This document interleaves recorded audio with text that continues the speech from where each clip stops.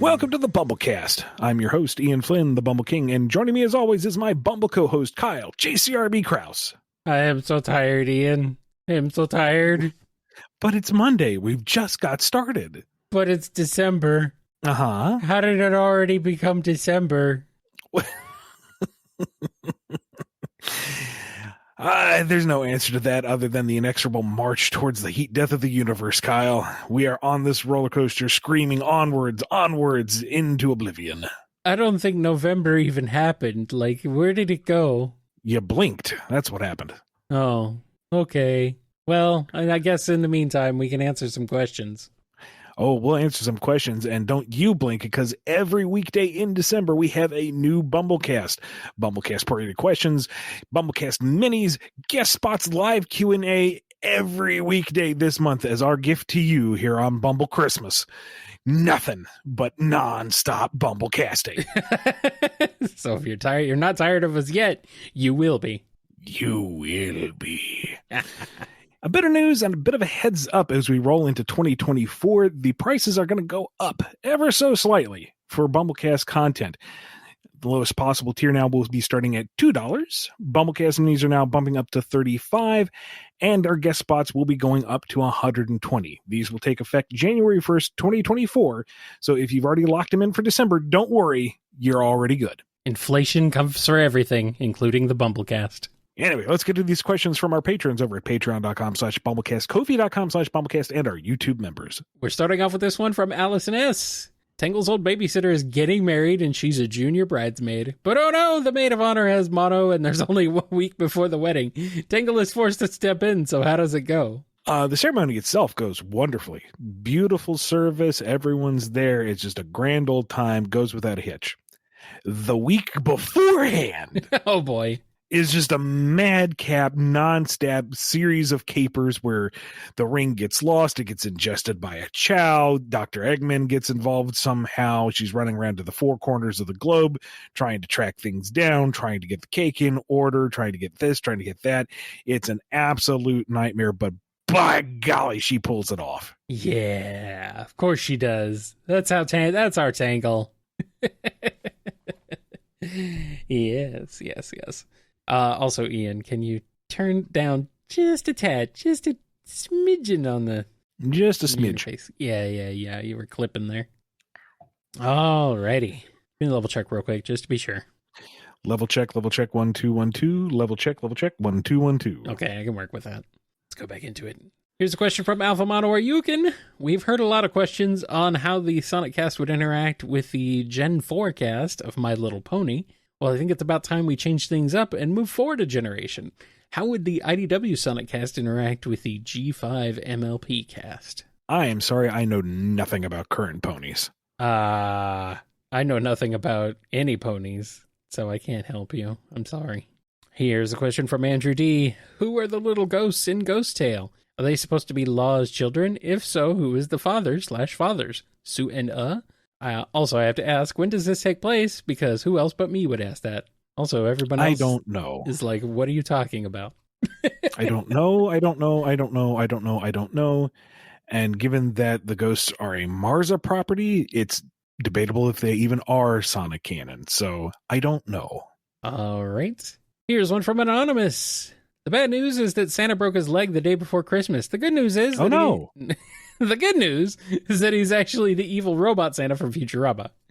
Oh, good. The bad news is that he is able to enlist Surgeon Kit to fill in for him now. Oh, no. Oh, no. How does this go? Surge, with your rage so bright, won't you go out and pick a fight with everybody? To which Surge just kind of gives a tip of the hat and says, "'Tis the season." Mm-hmm. I mean, you beg the question of how does Santa Surge bring desolation to all the good boys and girls in just a single night? And the answer is Christmas magic. Well, there you go. Nothing a little Christmas magic Surge can't provide. I mean, every Christmas light overloaded and blown out, every tree set on fire. Kit's looking a little glum because all he's really doing is like propelling the sleigh extra fast. And she's like, come on, Drippy.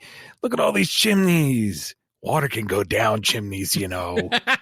Oh, no. Oh, no. But also, oh, yes. Oh, yes. Ma in her kerchief and Pa in his cap are nestled in for a long winter's nap, but then the bed goes floating out the window and down the street.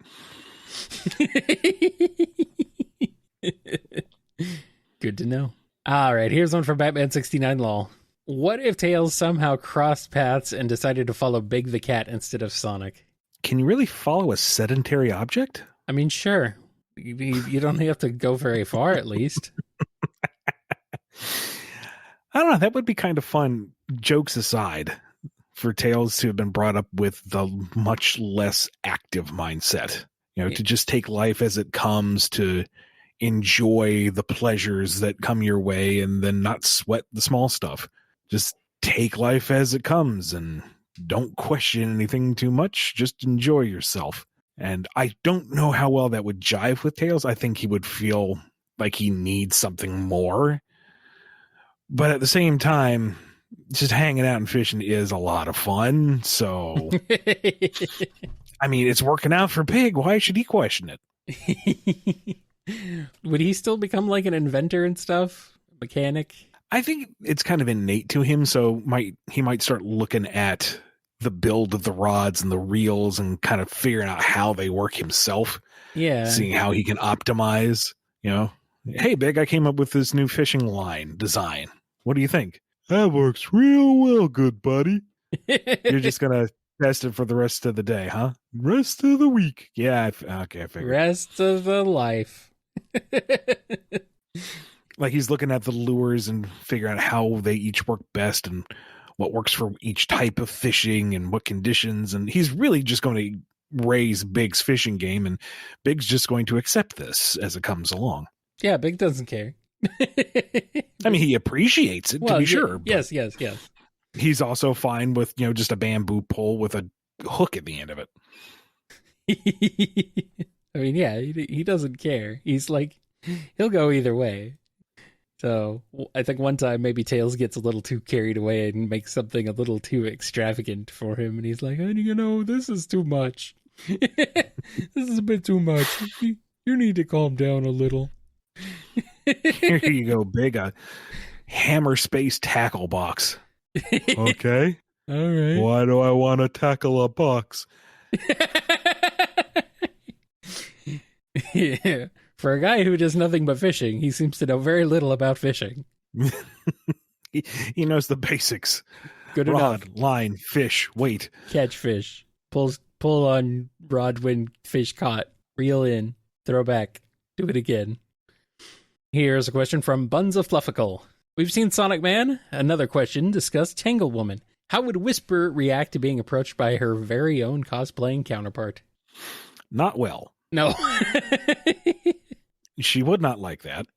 And then the next question is, what is Whisper Woman doing? If they are full-on Sentai cosplaying in the same vein as Sonic Man and Tangle Woman, Whisper's going to shut that down hard.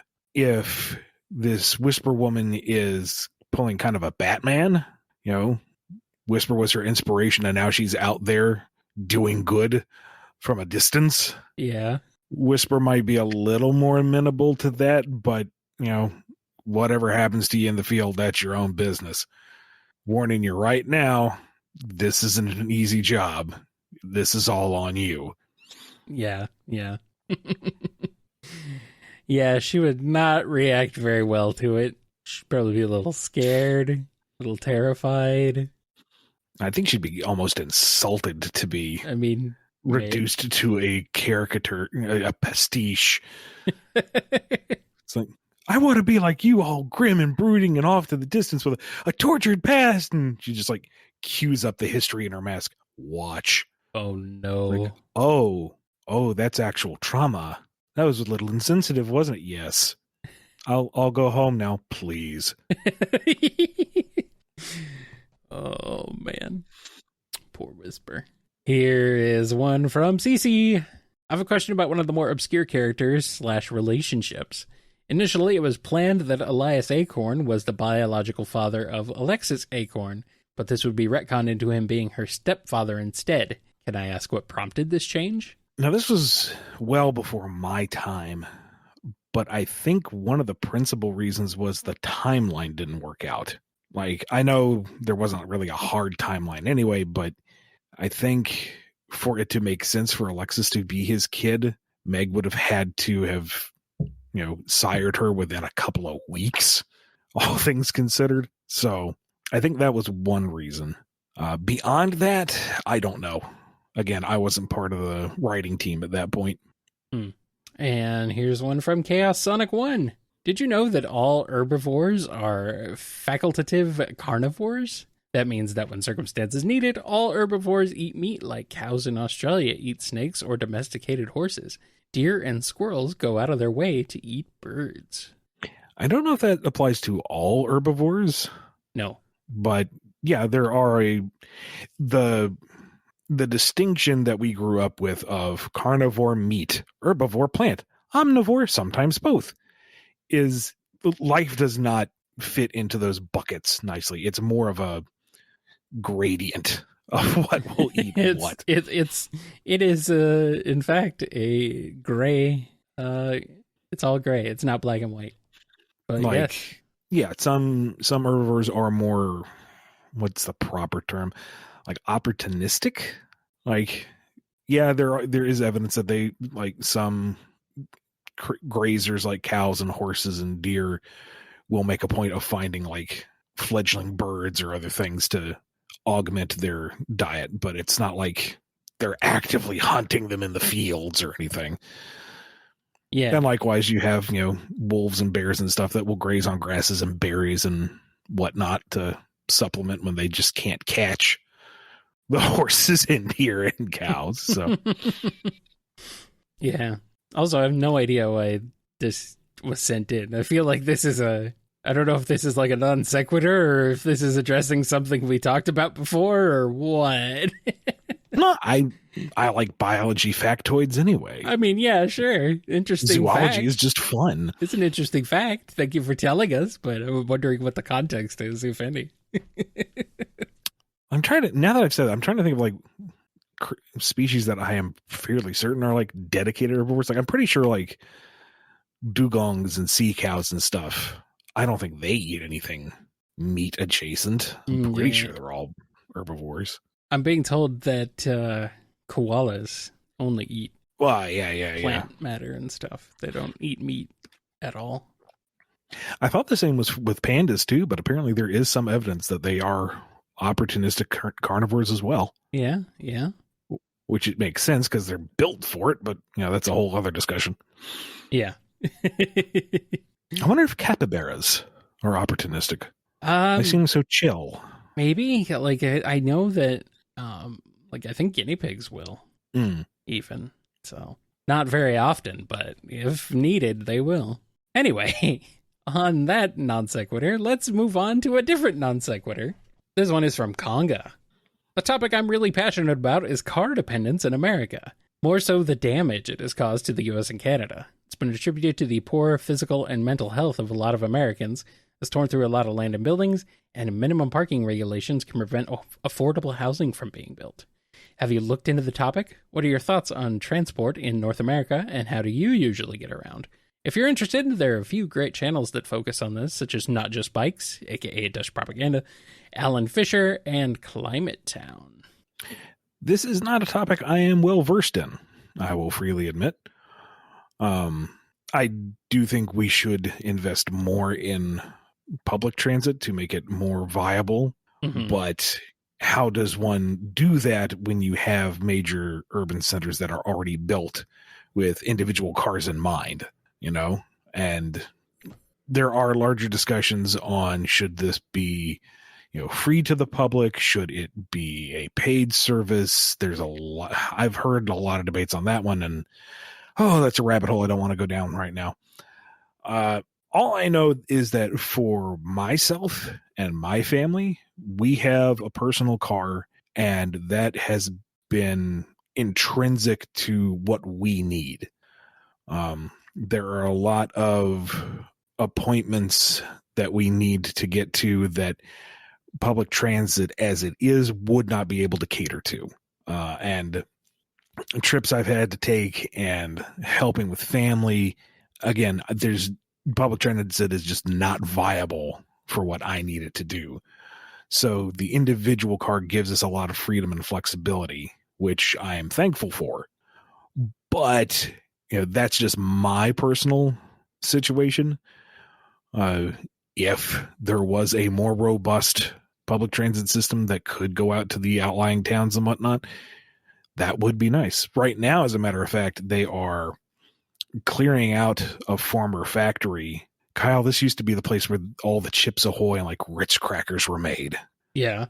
And they would sell off the defective stuff by the bag. You could get like 2 kilograms of chocolate chip cookies for like $10. It was great, and they tore it all down. No! Anyway, they're turning that into a community center and a GO train hub because the tracks run right by my place. Yeah. So once it's complete, we'll actually be able to just go up like half a block and catch a train into downtown, which on the one hand, I'm looking forward to immensely. Yeah. On the other hand, the stretch of road in front of my building is not built for that level of traffic, and it's already kind of a nightmare. So once that's built, all the people driving into that region to access the train is just going to make things awful. So, Mm-hmm. Yeah. This is it's a problem in North America for sure, and places in Europe and stuff too. That car dependence is really a major thing.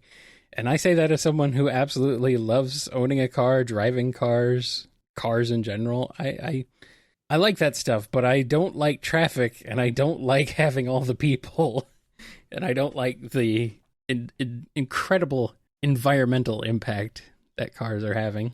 But there's not a whole lot you can do about it. So right now, other than, try and push for it, unfortunately, a lot of states and cities and other municipalities are like very, very, very, very, very slow to change. Yeah. So that's now, really... There's also the aspect of where I live, I can reasonably walk to like 3 grocery stores, let's be honest. Mm-hmm. And a few kind of drugstore, convenient mart things. So when I can, weather permitting and schedule permitting, I try to walk to get most of what I can get without having to use the car. But, other stuff that isn't provided within that distance, I have to drive to get to. So if you can build communities and centers where, the key provisions are within easy accessible distance, that right there kind of helps diminish your reliance on automobiles. But that also requires a much larger scale of civic engineering, which is way beyond me. Mm-hmm. And again, how do you apply that retroactively with, the way that the cities have been built? And how do you apply that to rural areas where, you don't have the population that could sustain that kind of community? Yeah. I mean, these are things that have been talked about for decades at this point.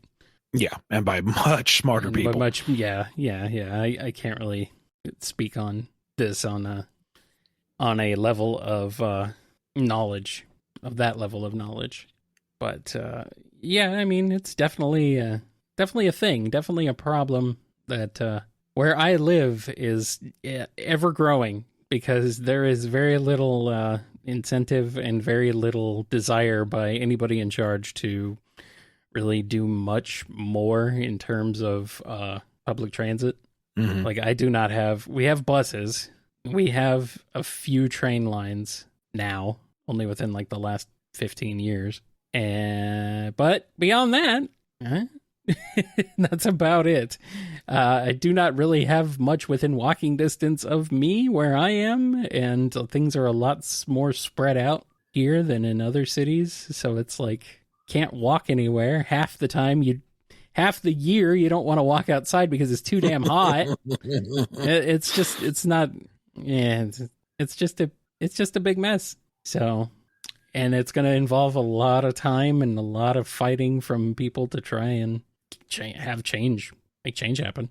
So, anyway, we're ready to move on to the next one. We're going to get back into. I think so. You're going to move back into Sonic now. I guess. I think we have, if we have successfully said as little as possible with the most words available. Exactly. Thank you. All right. Last question before we take a break is from Cool Christy 1. What will happen if Sonic and the Freedom Fighters get transformed into the Solving Mysteries gang for Halloween? Renton is wondering why he has to read the wrong. Rutalors. Oh no.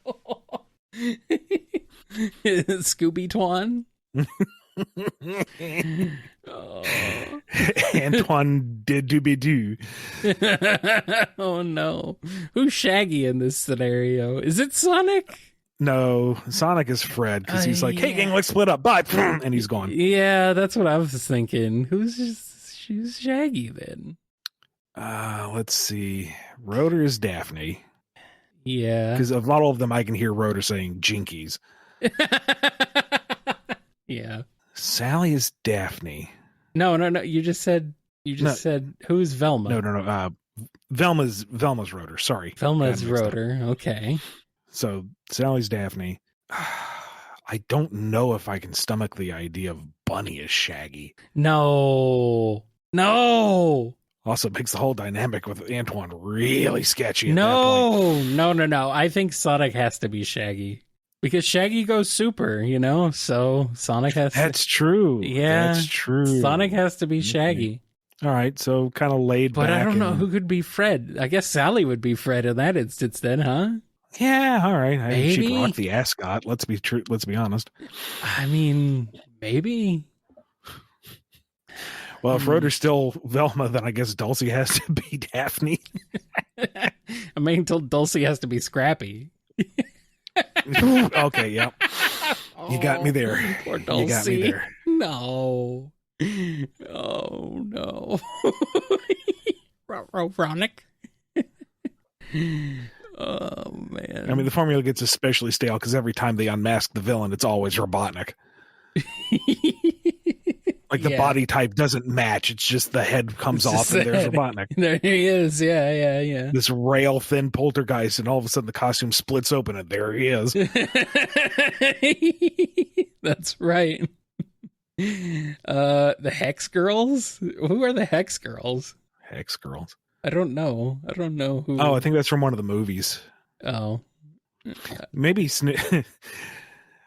we keep Sally as Daphne and Snively as Fred, and every time he tries to get the gang to split up, it's to lure them into a trap. Guys, the long con is that he's the traitor amongst them. Okay. The rock band, the old lady witch rock band. Okay, yes. Okay. I do know who the Hex Girls are, yes. And I do like the suggestion of making them the new Diamond Cutters. Yeah, all right. Yeah, why not? I don't know if I ever saw that movie, so I can't really say. No, they're not. This is not a movie. This is a cartoon. Not a movie? No, this is an old cartoon. Yeah. Okay. I do not have my finger on the pulse of the Scooby universe. My Scooby knowledge is very limited. I do remember when they kind of relaunched the brand with, was it Zombie Island? With the whole tagline, "This time the monsters are real," and it was a solid movie. Yeah.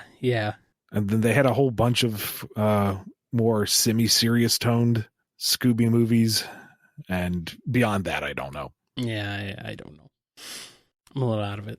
I did not grow up with cable, so a lot of the Cartoon Network and Nickelodeon stuff just went right by me. Totally missed the 90s and maybe most of the early 2000s on that. So only saw the first Scooby-Doo movie. So Scooby-Doo movie. Anyway, I think that's good enough for us to take a break. So let's take a break. Yep. Let's split up, gang, and we'll come back here with more BumbleKast. Jinkies.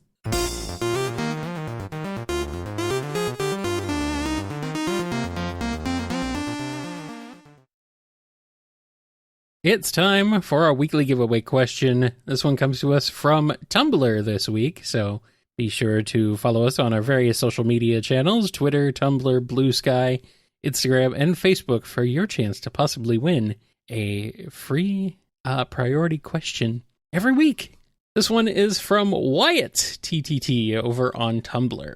How do Eggman and Dr. Wily make such cool robot designs? Do they have an art team? Crowdsource designs online? Does Wily actually use fan-submitted ideas from kids? Or are they simply as talented in robotics as they are in the art of character design? Well, Eggman is raw talent, clearly. Wily, kind of a mixed bag, because he steals like half the stuff he uses. Yeah.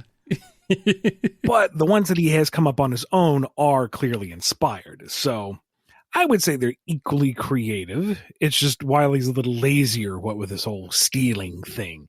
If he really applied himself, we could see some true works of robotic art. I do like the idea of Wily's being like fan submitted crowdsourced. like the actual designs were for 2 through 6. Which is kind of funny. Like, would that? It's funny, but I can't imagine Wily opening himself up to the idea of needing assistance. Well, no, people maybe just send him designs out of nowhere, and he's like, that's a good one. I'll have to tweak that a little bit, but I can use it.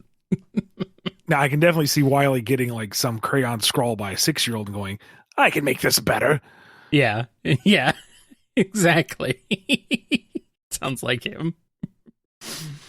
All right, here's a question from Domino.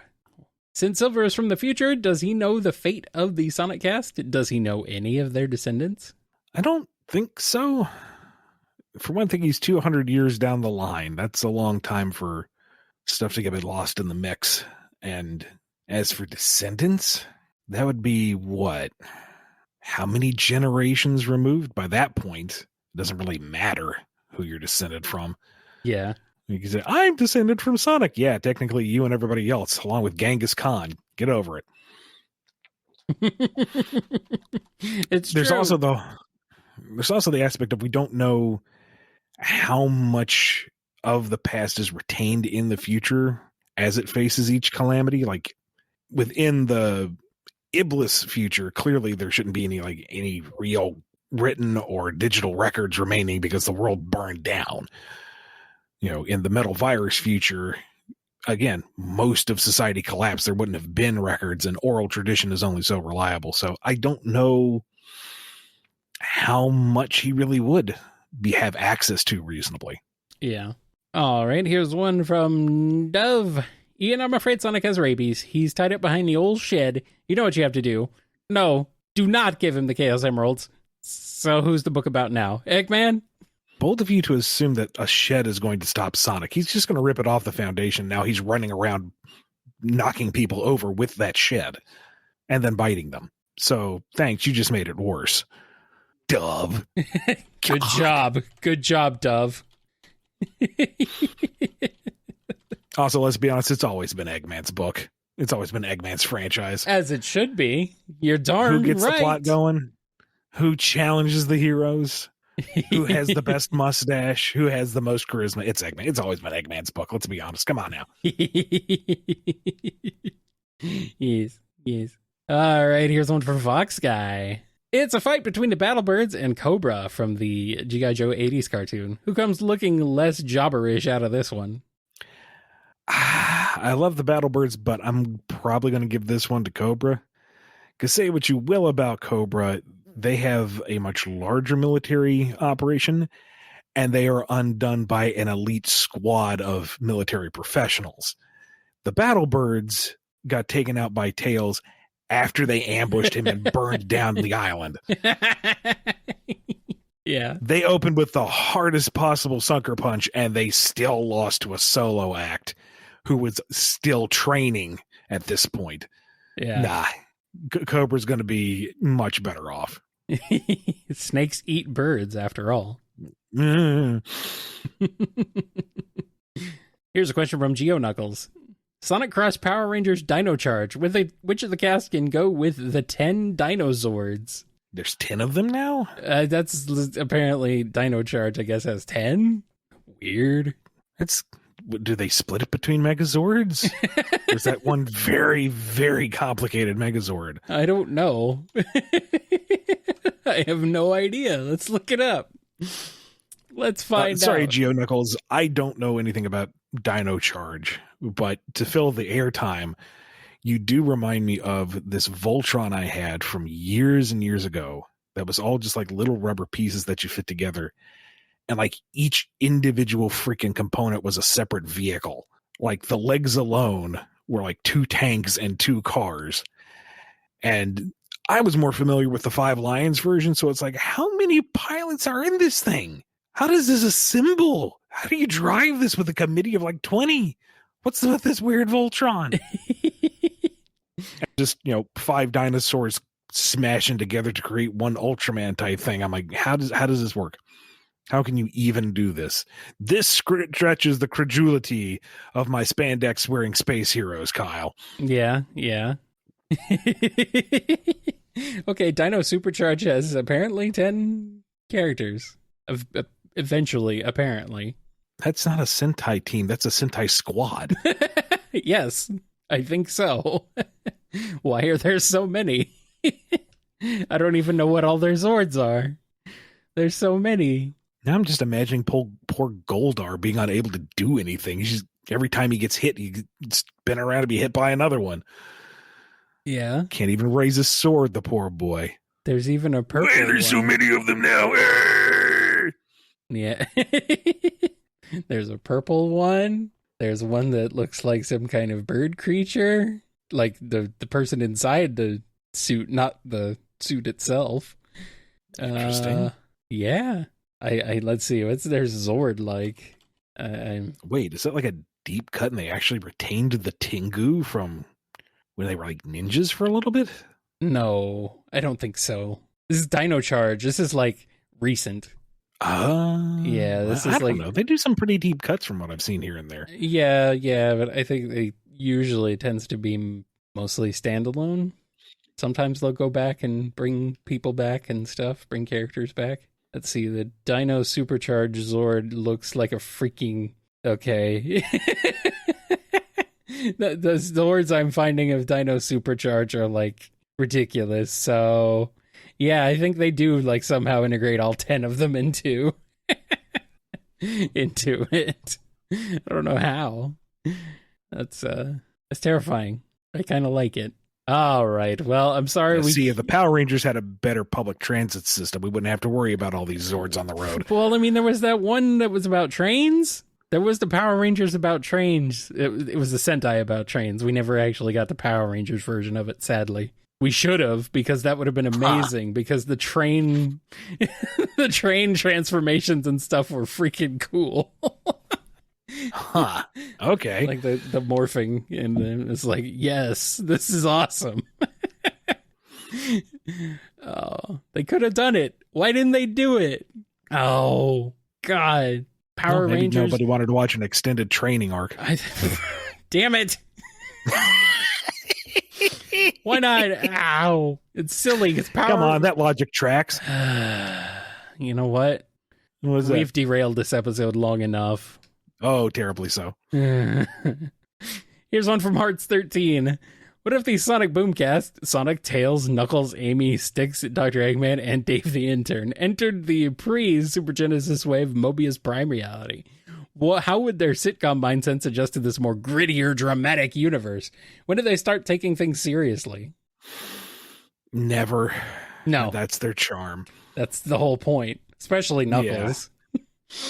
Like, I think they would bring some much needed levity and meta commentary to the whole experience. Mm-hmm. You would have the delightful, jarring juxtaposition of pre-Super Genesis wave Eggman and Sonic Boom Eggman. You know, Mr. I will purge people of their souls and use them to scrub a dimensional for its energy. And Boom Eggman going, that's a little dark, don't you think?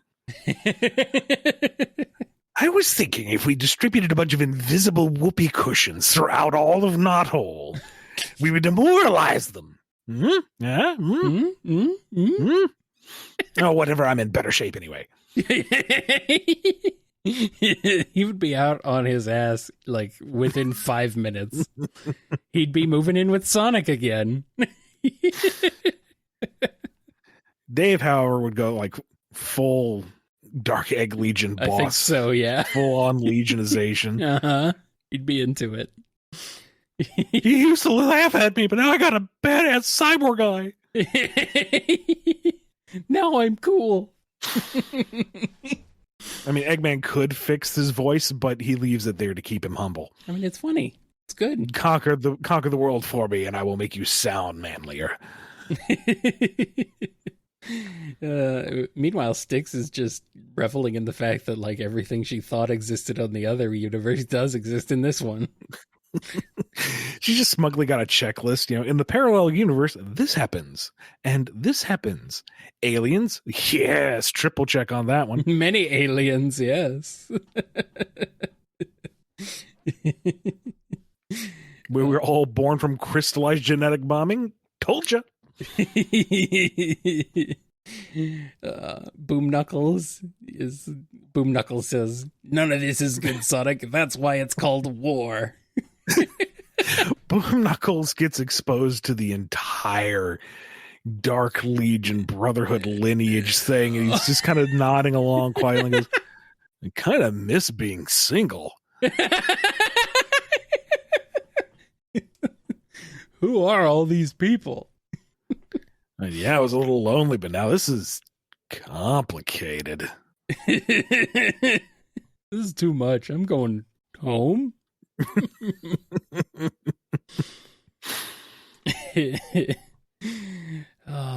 Boom Knuckles is our hero. And Antoine is just terrified that there are two Sonics now. Mon Dieu. Mm-hmm. There's 12 of them. Mm-hmm. I'm with Antoine. Sonic needs to be limited to one or less. And here's one from Hero Squad. 3D Blast is odd since it has Genesis, Saturn, and PC releases. So I want to ask, when does it take place? After the Genesis games, but before the Game Gear ones?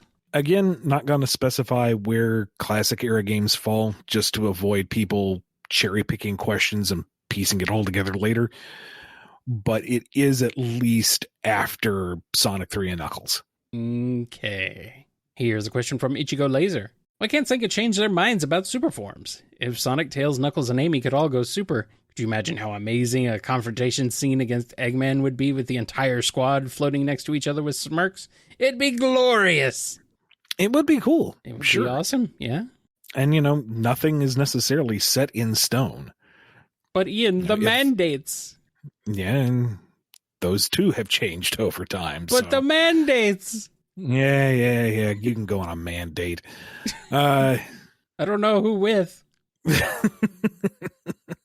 Guess I'm going by myself. Pick a man, any man. That don't matter. Okay. It all just depends on, the project and if it works for that pitch and if it gets approved. So I don't know. We'll see.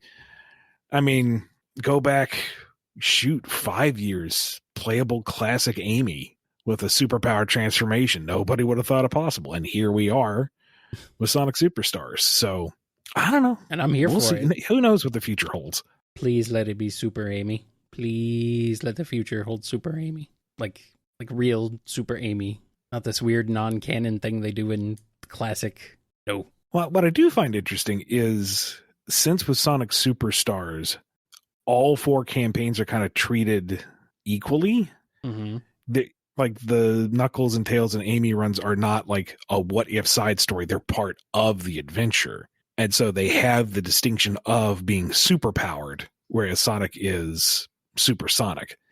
That I find a very interesting distinction because that's the first time any full Chaos Emerald empowerment is kind of acknowledged. Yeah. So I don't know if that'll do anything in the long run, but it is certainly an interesting footnote here. Indeed. And we got one last question. It's from JCR1216. Tails decides to fly his way over to the Mushroom Kingdom to permanently stay with Mario and Luigi. How salty would Sonic be about this? He's not salty. Of course he's not salty. Why would he be salty? He's too cool to be salty. Besides, Tails will get tired of him and be back any minute now. What are you talking about? He's not going to stay there forever. He would never abandon his home or his friends or anything else. In fact, he doesn't even miss them because he's barely been gone. It hasn't been, 10 minutes? Not that he's been checking his watch, but no, why would he be salty? Oh, shoot. We got to go save Tails, guys. We got to rescue Tails. Meanwhile, they find him, but he's fine. Just chilling. He's helping Mario and Luigi come up with some cool inventions to take on Bowser with. So there we go. I'm down with it. Bring Tails over to Mario and Luigi's side. At least for a little bit. Let's have some fun. All right, on that note, we are at the end of this BumbleKast. Thank you so much to everyone who supports the show via patreon.com/BumbleKast, Ko-fi.com/BumbleKast, and our YouTube members. Look forward to BumbleKast every weekday here in December. And be good to yourselves. Be good to each other. And we will see you next time on the BumbleKast. Catch ya on the flippy floppy. Why the flippy floppy? Who knows? Because we haven't advanced to CD-ROM yet. No. Because we're still wearing sandals. Got my swimsuit and my flippy floppies. Here at Kinko's, still making copies.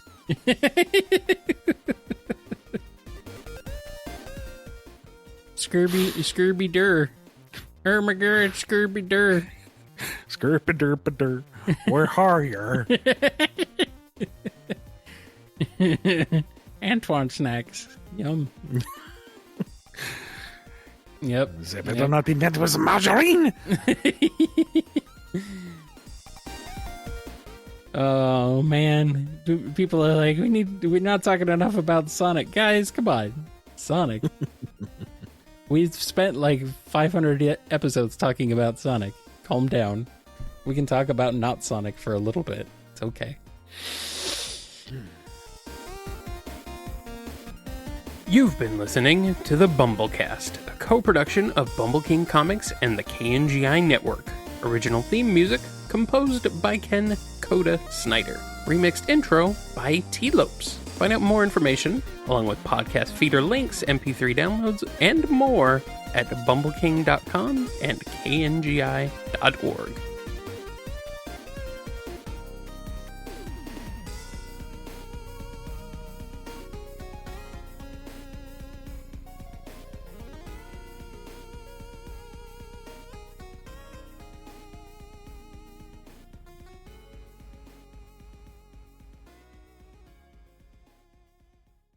Well, how about a bit of good news? Just What's up? Genuinely good news. Uh-oh, what happened?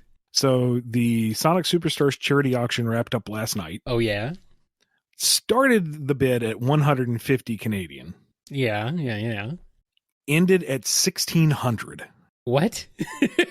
Yeah. Wow. Outstanding. No, not 16,000. Not 16,000, just 1,600, but still starting at 150. Yeah. For a bunch of Sonic stuff signed by Ian. Like the last time I had checked it, it had gone up to 800. And I was like, oh, wow, that's really cool. It would be kind of neat if it made it all the way to a flat 1,000, but 800 for this box, perfectly happy with that. And I check it before going to bed. It's like, oh, no, it doubled. Egad. It's amazing. Everyone's gaslighting everybody apparently into making it more. 16K, 160K. I mean, I said 16 billion, so. And then somebody just straight up donated, like didn't even bid. They just put a donation in towards it. It's like, amazing. So very happy with the results of that. That is very cool. That is awesome. It's $1,600 for Sonic Superstars. Man, Sega couldn't even get people to spend $60 on it, apparently. There's other stuff in the box, including a signed piece of the confetti that it's all packed in. That's the real money right there. Oh, yeah. Is that like a big piece of confetti or a little tiny? No. It is like finely shredded. I'm not quite sure how I managed to make it even remotely legible, but... I'm impressed. Although for some reason, yeah, confetti. You say confetti, I'm thinking it's like a piece of glitter. I guess it would probably be a little bigger than that. It's shredded paper. But. Okay. Not a little tiny chunk of glitter. Yes, it's signed, I swear. Each one has a letter, so you have to find each individual one and piece it together. I was going to be spicy and just hide it in the piles of other shredded paper in there, but the guy unloaded $1,600 on this. That's the... So I figured I'm going to just like slip it under a piece of one of the prizes so it's immediately visible. Oh, fine. Does Sonic Superstars even have a manual? Can't hide it in there. No, it's the manual's online. Rude. Yeah, I kind of figured. And it's like bare bones. I mean, yeah, it's a modern manual. And people were asking about story stuff, and I'm like, well, what does the manual say? Nothing. Jack Diddley. Why would it say anything? Who reads the manual? Rabbit, I'm just remembering the SimCity 3000 manual. That thing was spiral bound. Amazing.